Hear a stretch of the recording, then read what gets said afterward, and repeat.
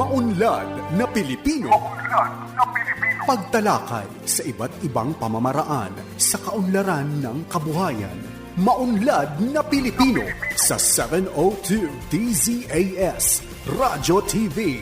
Agapay ng Sambayanan. Ako si John Paul Di Maminta, Senior Agriculturist ng Crop Pest Management Division, Plant Health and Pest Status Section. So makinig po kayo sa Maunlad na Pilipino Radio Program ng Department of Agriculture dito lamang sa 702 DZAS. Suportahan po natin ang mga Pilipinong magsasaka at mangingisda. Ella Arsiaga. Para sa Maunlad na Pilipino sa 702 DZAS FEBC Radyo TV. Agapay ng Sambayanan. Gumigising ng maaga, panibagong hamon sa'kin ng araw na to. Magsusumikap at nangangarap para lamang sa inyo.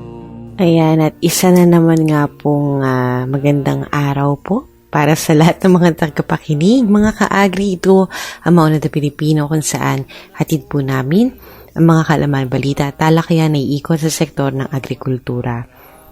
At syempre po, as usual po sa ating program, abangan or inaabangan na po ito ng mga masusugid natin taga-subaybay. Kaya ngayon pa lang po yung nagpapasalamat na po kami. Syempre, kahit di po namin taga-subaybay, pinakamahalaga po nating dapat gawin, especially sa bawat araw po na ibinigay sa atin, marapat lamang na tayo ay manalangin. So tayo po. Panginoon namin Diyos, gabayan po ninyo ang aming mga puso sa pag-unawa at pagpapatawad. Turuan mo po kaming magmahal ng tapat, makinig ng may malasakit, at magpakumbaba sa isa't isa. Naway manaig ang kapayapaan, respeto, at katapatan sa aming mga relasyon. Lord, itinataas din po namin ulit sa inyo simula, kabuuan hanggang napag ng programang ito. Ito po ang aming samot dalangin sa matamis sa pangalan ng inyong anak. Amen. At mga ka-agri, mga ka-MNP, para sa salita ng karunungan, para sa pagpapasalamat, umaangkin ng ligaya, ang marunong tumanaw ng biyaya. Magandang umaga po ulit. Ako po si Ella Arsiaga at muli ngayon ay araw ng Sabado, ika-24 sa buwan ng Enero, taong 2026. At syempre po malugod po namin kayong wini-welcome dito sa Season 8, Episode 4 ng Maunlad na Pilipino dito sa 702 DZAS FEBC Radio TV, Agapay ng Sambayanan. At sa mga kakatunin pa lang po, ayan na, pwede niyo po ba kaming bigyan ng feedback? Kamusta po kami sa inyong lugar kung saan po kayo nakikinig? Tayo po ay accessible via online streaming ng dzas.febc.ph. Ayan, and of course, sa Facebook din po, pwede niyo po tayong iwan ng mga comments at bumati po sa ating program link sa 702 DZAS FEBC Radio TV Facebook page and of course sa radyo sa talapihitang 702 sa AM band. At pangunahan po natin din ng mga pagbati mula po sa ating mga taga-subaybay na nakakatuwa po, no? Ma'am Marilu Barbosa de Ocera, good morning po sa inyo. Through your son's account, batiin na rin po natin si Sir Richard Ram de Ocera. Medyo naligaw po pala kayo kung saan po kayo makikinig. Nakakatuwa naman po, pero buti po nakita niyo po ulit ang tamang landas. Welcome back po sa ating program. Thank you so much for listening. Ayun, sabi niya nga, anyways, ang importante ay back ulit. Blessed Saturday po. Thank you so much. Ayun, si Enerly Angolas ay 4:30 pa lang, nakikinig na po sa 702 DZAS FEBC. Ayan, napakaaga po ng inyong araw, no, na nag-uumpisa. So, thank you so much po for listening to all the programs of FEBC. Dito po sa 702 DZAS. And meron pa tayong mga messages. Good morning po kina Loida Ibanez Sacramento, Lolit Malyari Adia. Praying for my whole family. Blessings for today. Good morning din po kay Ma'am Dita G. Peran, Rosa Arigin, Malu Manahan, Jennifer Arili Cristalino sa tingin. Good morning po sa inyo lahat. Good morning din po kay Delia Antalan Nool. Gain din po kay Jessica Jeng, Effie Remitar. Yan, good morning po sa inyo. Alma Manansala, maganda umaga po. Helen Grace Tiempo, good morning po sa inyo lahat. At meron pa po tayong messages. Wow, marami po tayong mga mensahe para sa araw na ito. Thank you so much po. At may panalangin din po, no? Mula kay Renene Lubis, inilalapit ko po ang aking tama po ba, Apo? Na nasa kulungan na makalabas na. Ayun nga po, no?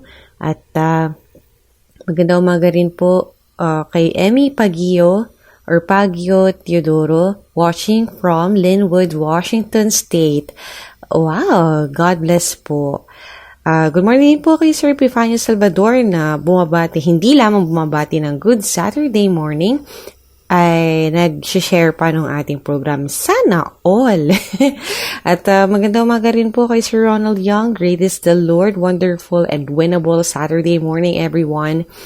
Mula po kay Ma'am Euphorcina Bernardino. Blessed Saturday morning. Blessings to you all. God bless you all. Yan. Ma'am Dulce Alicante. Maganda umaga po. Good morning, Miss Ella at sa staff ng MNP. Gayon din po kay merong trivia. Wow, trivia po talaga yung yung dating natin mula kay Sir Ronald Young. Kaya para mahaba ang January, natapos na mga occasion. Yun. Meron din po tayong pagbati rin. Ayun, ito po kay Ma'am Nora Cancela. Good morning po. Blessed morning, Mauna na Pilipino. God bless po. At dahil dyan sa katahimikan ng umagang ito, no, we would like to introduce sa inyo ating resource person para sa araw na ito. Hatid po sa atin ito ng katulong na hatid po sa atin ito ng Agricultural Training Institute para po sa kanilang segment na Agri On Air, kung saan pag-usapan po natin ngayong araw na ito yung training on cacao production and management. Makasama po natin ang Satellite Office Manager ng Kauswagan Agrarian Reform Beneficiaries MPC or CARBEMCO na matatagpuan po sa poblasyon Baligian, Zamboanga del Norte, si Ma'am Jovelyn Atog. Maya-maya lamang po yan at bukod po dyan, tungayan din ang Regions on the Go, Unlad Komunidad, kung saan katuwang naman po natin sa segment ang Philippine Rural Development Project at ang ating Agri-Trivia segment na kung tawagin po natin dito sa MNP ay Batid Ba Ninyo? Siyempre, hatid po namin yan sa inyo isang oras na hitik sa impormasyong ugnay sa agrikultura. Maunlad na Pilipino sa 702 DZAS Radyo TV, Agapay ng Sambayanan. At wala nang patumpik-tumpik pa. Ngayon ay pakinggan naman natin ang ating mga kasamahang farmcasters para sa Regions on the Go. Magandang umaga. Ako si Renan Grospen, nag-uulat mula sa Reyong, Ilocos. Inilungsad ng Department of Agriculture ang kauna-unahang province-wide 20 pesos Rice for All program sa Lingayen, Pangasinan noong Martes, Enero 13, 2026. Tinagura ang benteng bigas, meron na. Ang inisyatiba ay nagbibigay ng bigas sa halagang 20 pesos kada kilo para sa mga magsasaka, mangingisda at mga mahihinang sektor sa parehong antas ng probinsya at munisipalidad. Napili ang Pangasinan bilang pilot site dahil sa kagandahan nitong isagawa ang proyekto at kamakailang epekto ng mababang presyo ng palay sa mga magsasaka. Isang pangunahing salik sa pagpili ay ang pagkakaroon ng bodega ng NFA dito, sabi ni Kalihim Francisco Chu Laurel Jr. Nabanggit niya din Nasa mahigit 350 bodega ng NFA sa buong bansa, ang Pangasinan ang nag-host ng isa sa pinakamalaki. Ilulunsad ng DA ang 20 pesos Rice for All program linggo-linggo sa ibang mga lalawigan. Ang limitasyon sa pagbili na 20 pesos kada kilo bawat transaksyon ay pinapatupad na may maximum na 30 hanggang 50 kilo bawat buwan.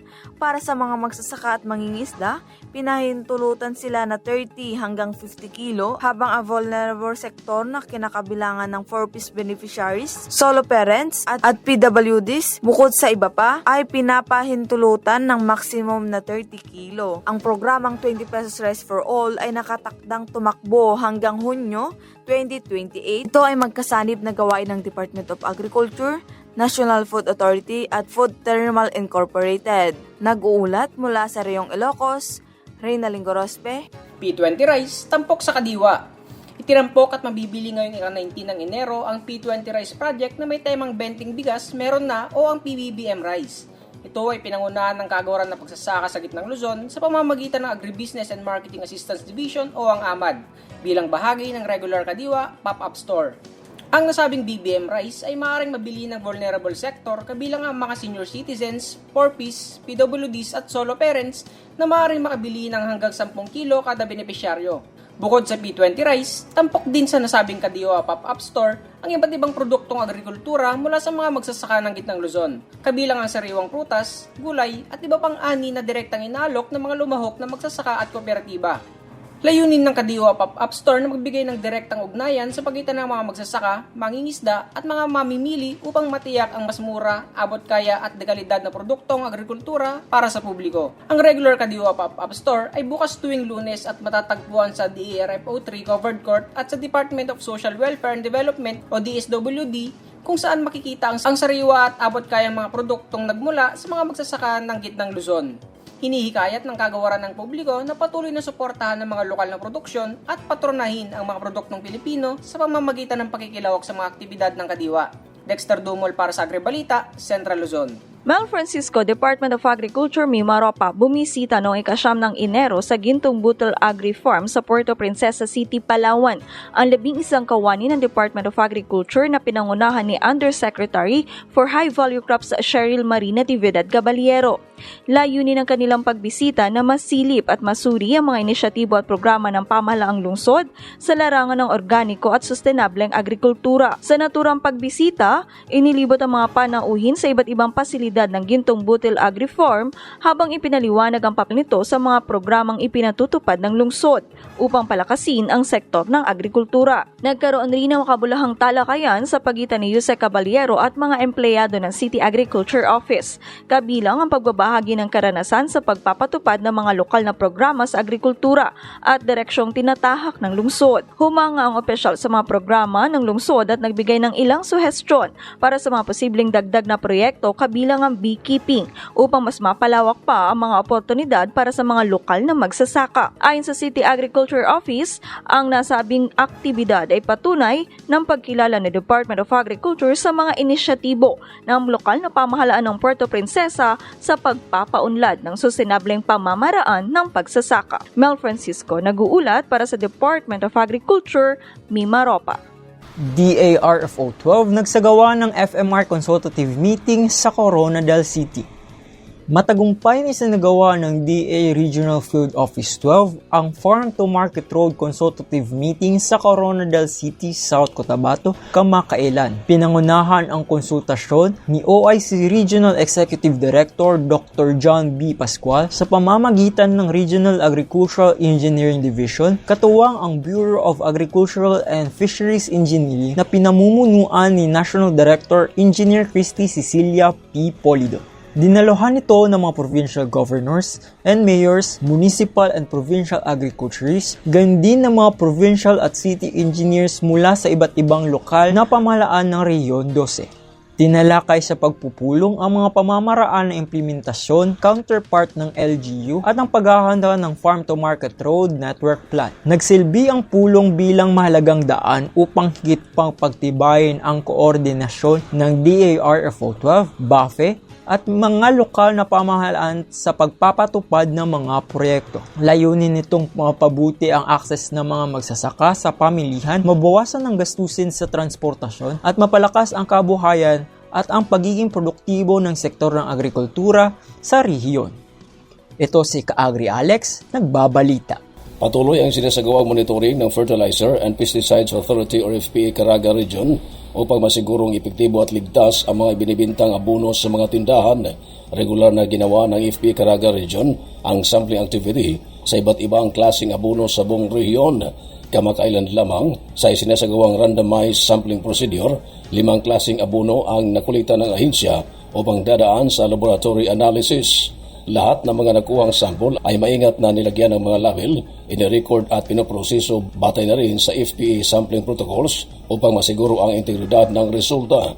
Ang naturang sample ay sasailalim sa confirmatory laboratory analysis upang malaman ang nutrient content at masiguro ang pagsunod sa itinakdang standards ng naturang ahensya. Ito si Aurel Arais ng Department of Agriculture, Caraga Region, ang inyong tagapag-ulat. Maunlad na Pilipino sa 702 DZAS Radyo TV, Agapay ng Sambayanan. At para sa edisyong ito ng Re-On Air, ito po ang ating segment katuwang ating Agricultural Training Institute. Medyo nabulol pa ako sa part na yon. So thank you so much po sa papasalamatan ko na lang din po sila sa mga bumubuo po na ating ATI para po sa bahaging ito na ating programa. Para po sa araw na ito makasama po natin ang Satellite Office Manager ng Kauswagan Agrarian Reform Beneficiaries MPC or CARBEMCO. Base po sila sa poblasyon Baligyan, Zamboanga del Norte. At pag-uusapan po natin ang tungkol sa pagsasanay o training on cacao production and management. Walang iba kundi si Ma'am Jovelyn Atog. We welcome you, Ma'am Jo, sa ating programa. Kamusta po kayo? Hello po, good morning! Ayun, magandang araw po sa inyo, ma'am. At nais po natin ipakilala sa ating mga tagapakinig yung nabanggit po nating kooperatiba. Ano po ba ang ating CARBEMCO at kailan po tayo nag-umpisa? Pwede din po ba nating i-share yung ating humble beginnings by sharing ilan po yung ating miyembro sa umpisa? Okay po. Una sa lahat, magandang umaga. Ako po ay under sa Kauswagan Agrarian Reform Beneficiaries Multipurpose Cooperative. Isa po itong, ang under po nito ay savings and credit at saka mayroon din kaming consumer store at saka may farmers din kami na nag-engage ng cacao farming po. Tsaka nung umpisa po ay mayroon lang kaming 30 miyembro po sa unang-una. At saka ang amount po ng share capital po ay 3,000 lang po. At nagsimula po kami noong 90 na po kami ma'am sa savings and credit is 14 years na po. 14 years po ang operation ng ating CARBEMCO. Tama po ba, ma'am? Yun po yung base sa natin, no?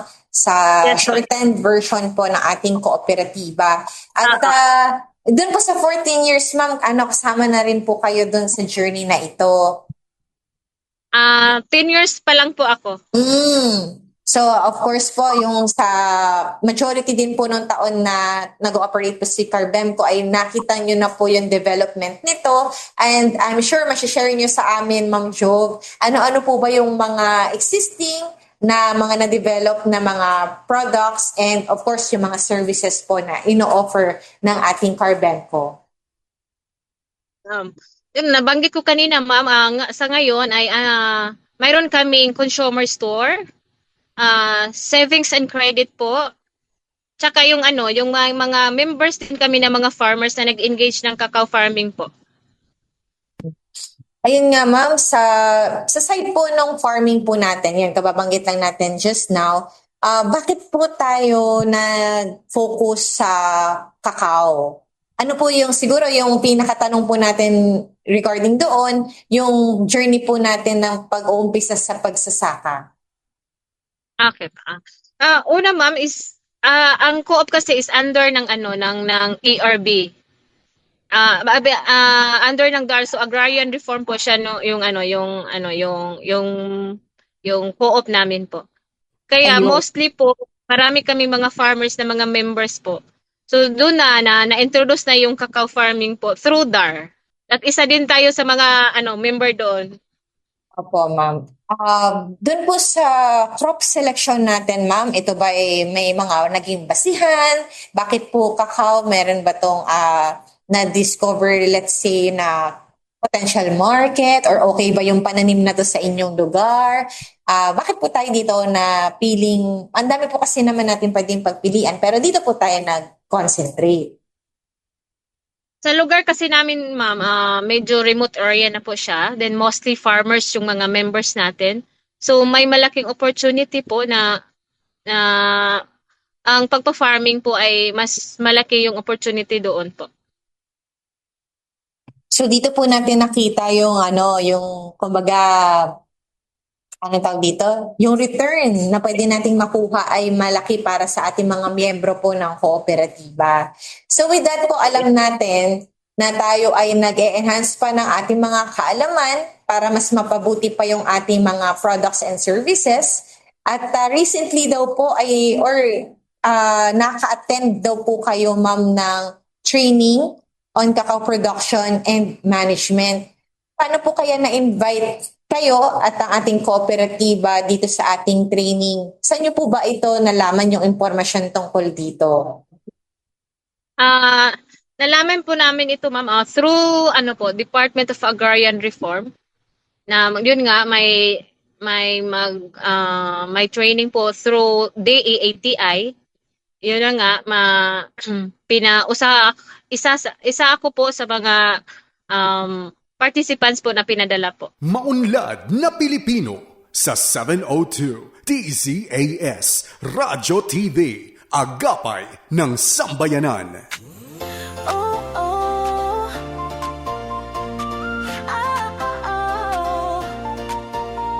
Hindi madali ang landas ng organiko, pero sa dulo nito tagumpay ang nakatago. Buhay ng magsasaka, konsumer ay pinapahalagahan para sa kinabukasan. Huwag tayong ihinto sa OA. May rason ang bawat hirap, may halaga sa puso. Kita umapaw pa, kaya't huwag nang magkatubili. Halina sumama, tayo ay mag-ani. Ang gusto ko ay sobrang okay dito sa kaya halika na halina at kumita sa organikong agrikultura. Ikaw ay bahagi ng adhikaing totoo para sa sari buhay. Ikaw ay bayaniyo, hawak kamay, magsimula tayo ngayon. Sa lupa may pera, may pagmamahal at misyon. Ang panawag ng panahon, bumalik sa natural. Sa OA ang solusyon. Sa OA may rason ang bawat hirap, may halaga sa puso. Kita umapaw pa, kaya't huwag nang magkatubili. Halina sumama, tayo ay mag-ani. Ang gusto ko ay sobrang okay dito sa kaya halika na halina at kumita sa organikong agrikultura. Para sa bata, para sa lolo at lola, sa mundong protektado tayong simula.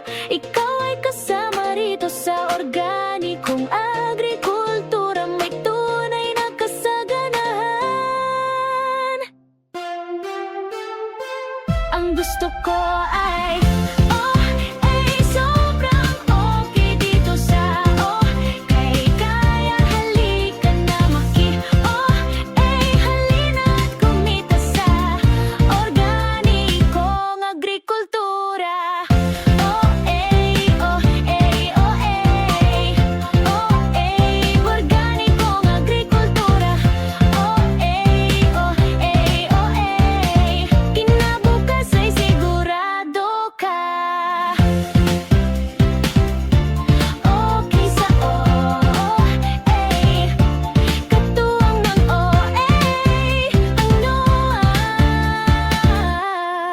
Alam mo ba na may programa ang pamahalaan para sa OA o Organikong Agrikultura?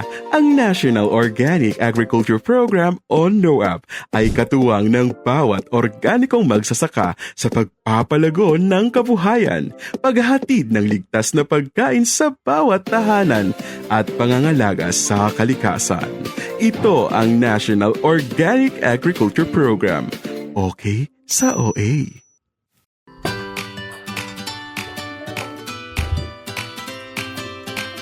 Kain na!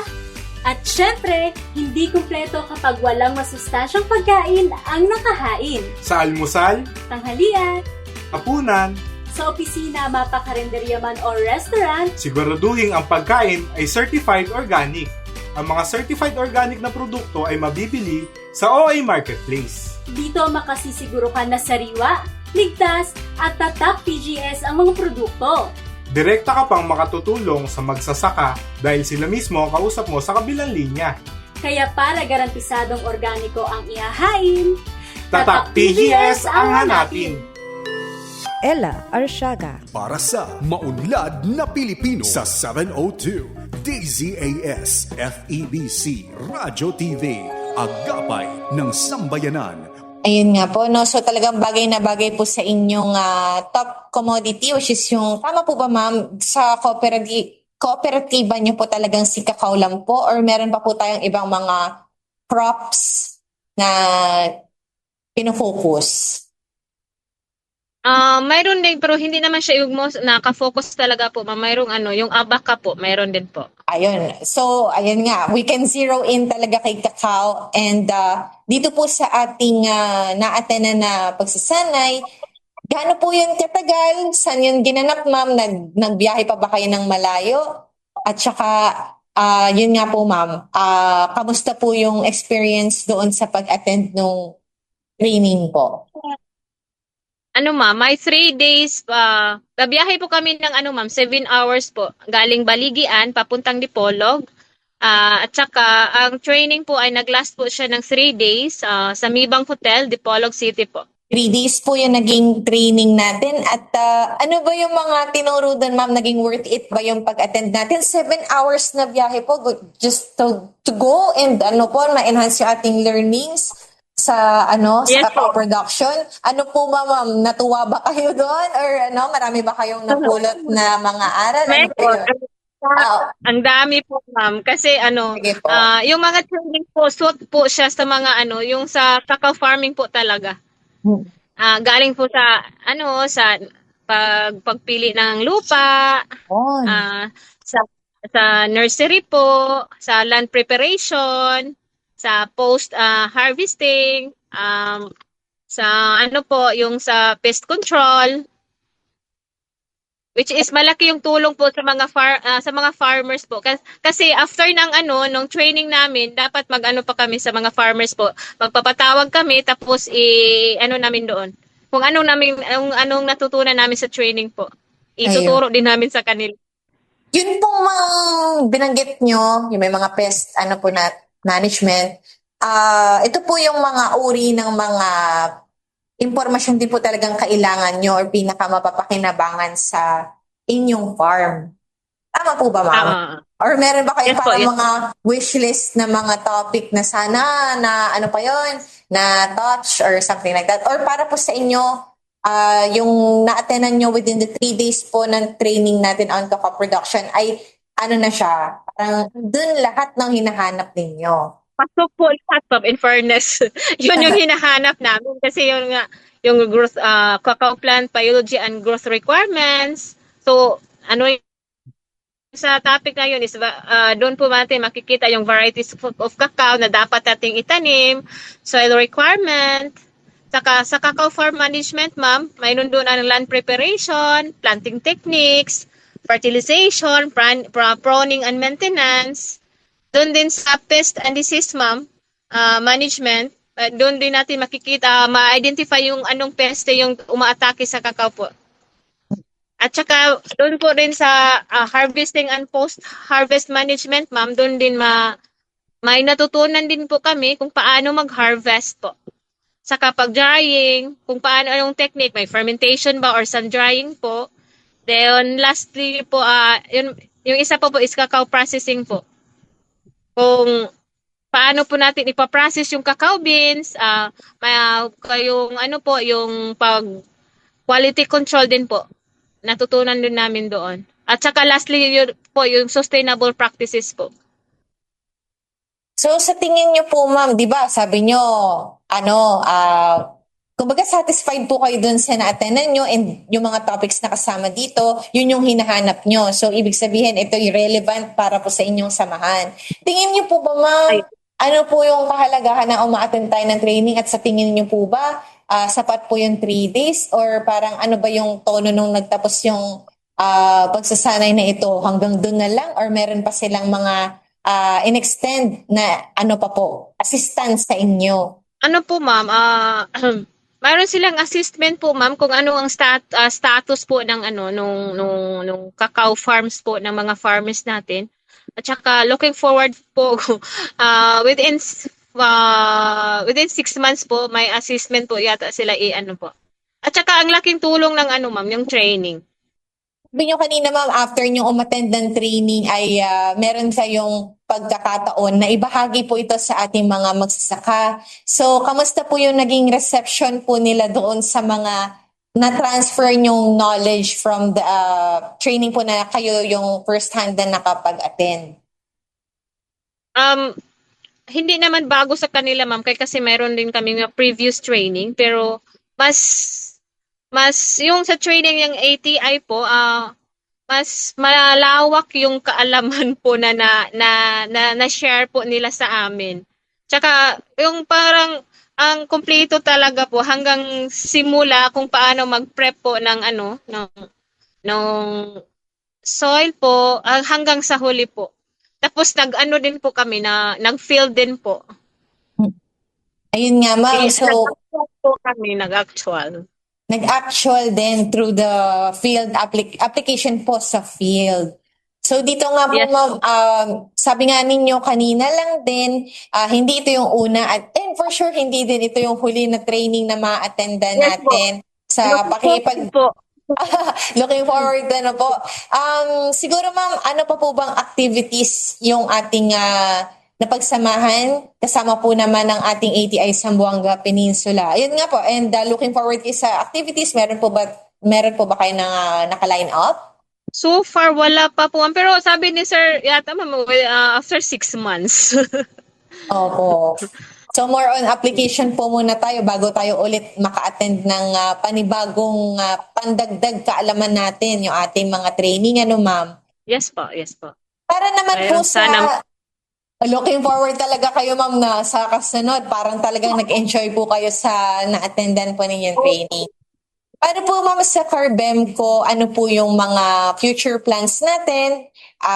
Sa po natin ngayon, sa discussion po natin, medyo dun tayo nakafocus sa pag-enhance po ng ating mga alam na para mas mapaganda pa po yung ating production ng kakao. Pero po yung sa inyo, sa samahan po ninyo, sa mga meetings po ninyong kinakondok, ano po yung mga plano po ninyo para sa kooperatiba sa future? Ang plano po namin is mapalawak yung yung cacao farming po. Tsaka sana mayroon din yung assistance po like fertilizer kasi yun nga yung hinahanap ng mga farmers po ma'am. Fertilizer, pesticides po.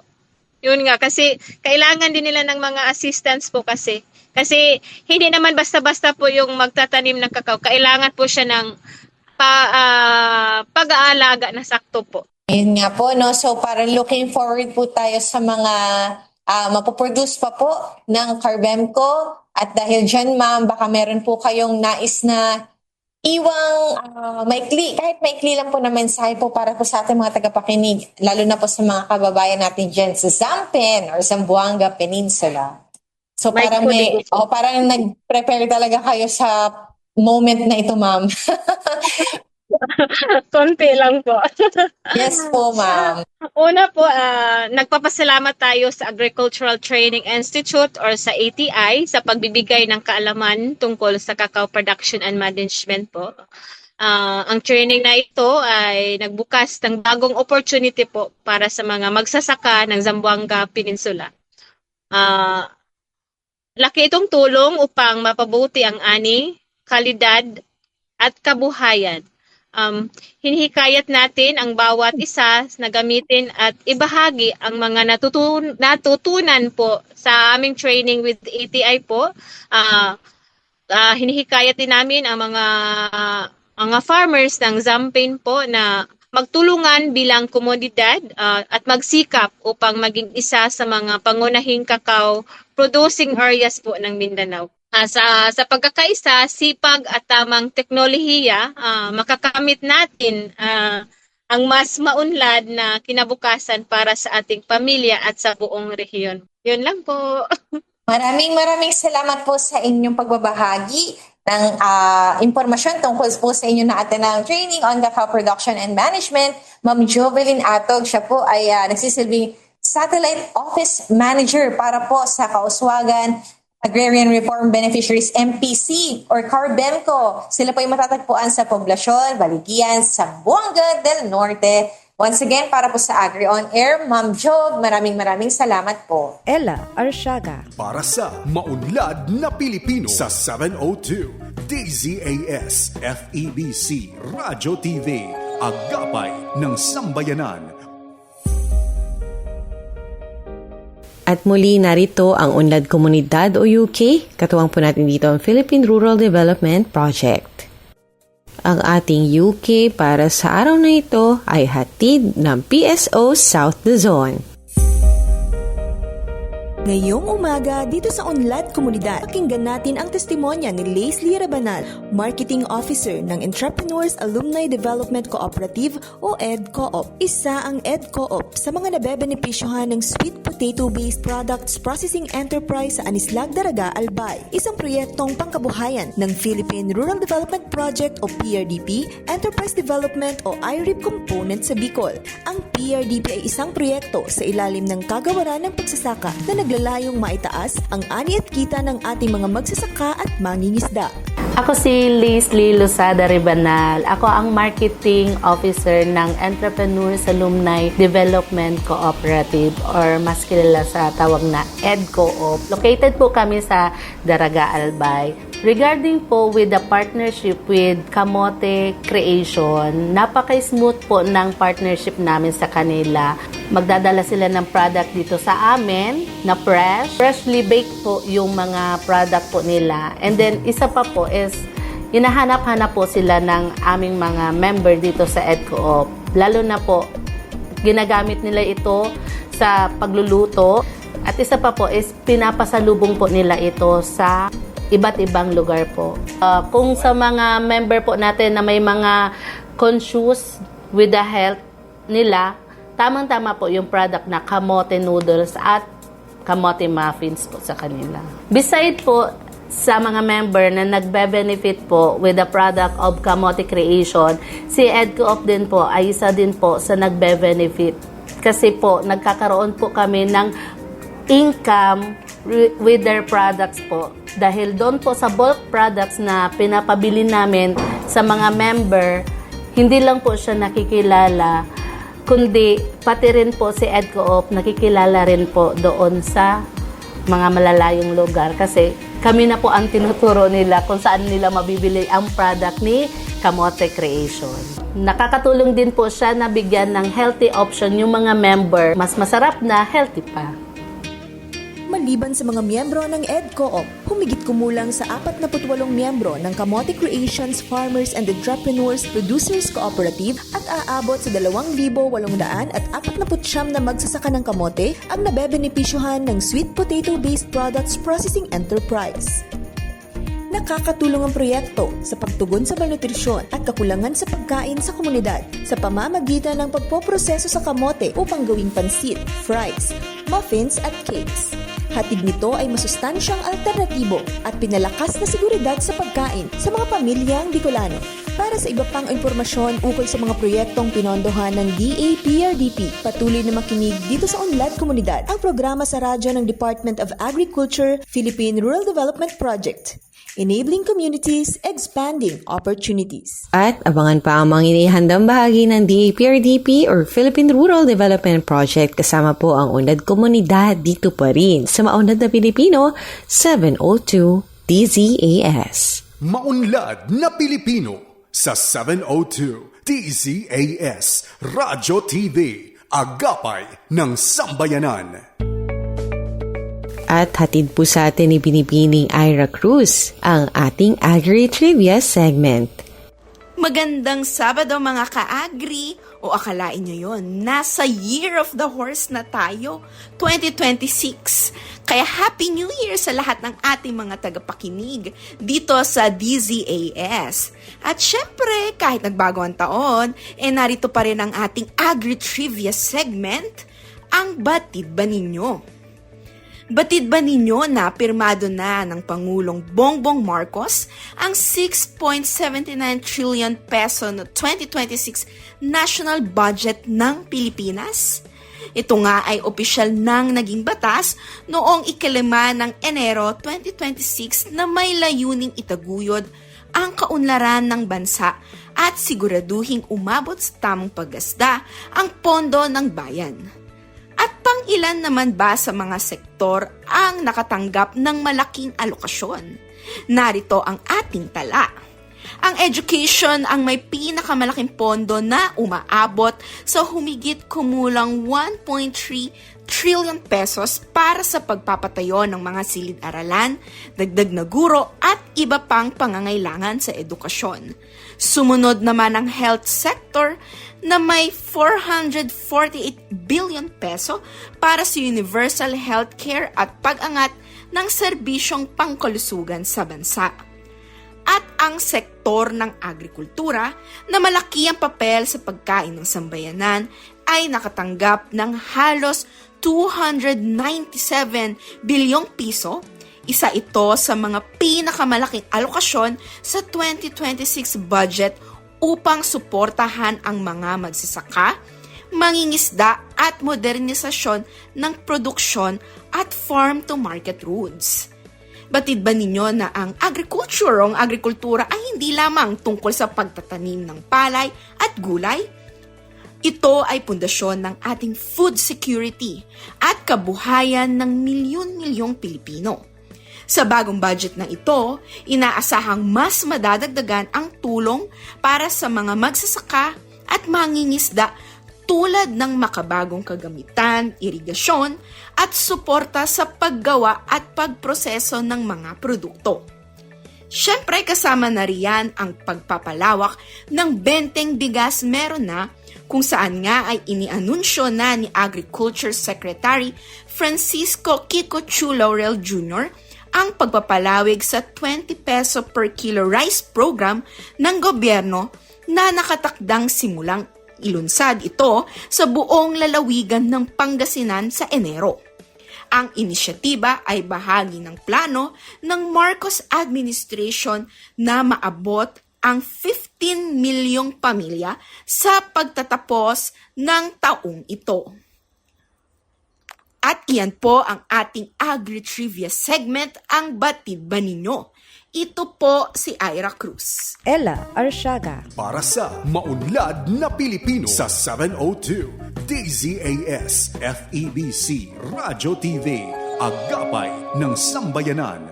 Muli maraming salamat sa panibagong oportunidad na makapaglingkod po kami sa inyo sa pamamagitan ng Maunlad na Pilipino. Ito po ay programang pangradyo na hatid sa inyo ng Department of Agriculture, Agriculture and Fisheries Information Division. At para sa pagkain kaisipan, mula sa aklat ni Santiago, unang kabanata, talata 11. Mga kapatid kong minamahal, unawain ninyo ito. Maging alisto kayo sa pakikinig, maingat sa pagsasalita, at hindi agad nagagalit. Wala po sa Department of Agriculture, Inyo pong napakinggan ang edisyong ito ng Maunlad na Pilipino dito sa 702 DZAS FEBC Radio TV, Agapay ng Sambayanan, na may himpilan sa Ortigas Center, Pasig City at kasapi po sa KBP o ang kapisanan ng mga broadcaster ng Pilipinas. Once again, nagpapasalamat po kami sa aming DZAS family na kasama natin sa bawat episode hatid namin sa inyo, and of course, sa inyo po mga tagapakinig. Syempre, bago ka man or dati nang nakikinig sa program, thank you so much. Sana po may napulot kayong panibagong kaalaman. At dahil dyan, inaanyayahan ulit namin kayo next Saturday sa ganap na ika-5 hanggang 6 ng umaga. And of course, kasama po ang lahat ng aming mga katuwang pa sa programang ito. Kasama po yung aming mga bossing sa DA AFID, sa DA itself, sa mga kasamahan po namin sa Regional Agriculture and Fisheries Information Sections ng bawat rehiyon po, of course, mga DA Regional Field Offices. Maraming salamat po sa ating mga attached agencies, bureaus, corporations. Of course, sa DA AFID si Ma'am Ira Cruz po, no? Ito muli ang Maunlad na Pilipino, hanggang sa muli, magtanim ng pangarap, mag-ani ng tagumpay para sa masaganang bagong Pilipinas. Ako po si LR Siaga. Enjoy the rest of the weekend! Maunlad na Pilipino sa 702 DZAS Radyo TV, Agapay ng Sambayanan.